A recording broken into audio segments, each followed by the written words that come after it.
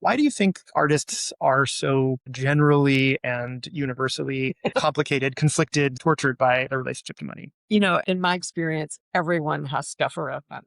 So if you have money, you have stuff around money. And if you don't have money, you definitely have stuff around money. So it's really important, I think, to sort out your attitudes about money and where those attitudes have come from. And so you can see how those attitudes might be sabotaging you. And, just spoiler alert, probably your parents. So we haven't been a culture that has promoted financial literacy. So there are, in fact, a lot of mythologies around money. And I think that we've internalized that biblical quote that money's the root of all evil, but that is not the actual quote. The actual quote is the love of money is the root of all evil. And that is a completely different proposition, right?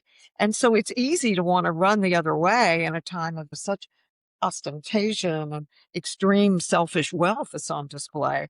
But my personal feeling is we need resources to counter all the assholes that are out there. So greed is bad, yes, but money can mean personal freedom and generosity to others, which I think is such an important point. And I think we should not be confused about it. So I like money. I like talking about money. It doesn't bother me to do that. I think we should be talking about it a lot more. I think there's a super interesting layering of topics there, which is there's this sense of like it taints the art to be like, this is transactional. And I think part of what was interesting about some of the ways that you talk about creative capital is recognizing that art exists as an enormous cultural force, and also like music and fine arts, all these things have enormous amounts of capital associated with them culturally. And so as an artist, you're part of that system, and money exchanges hands whether you're involved or not.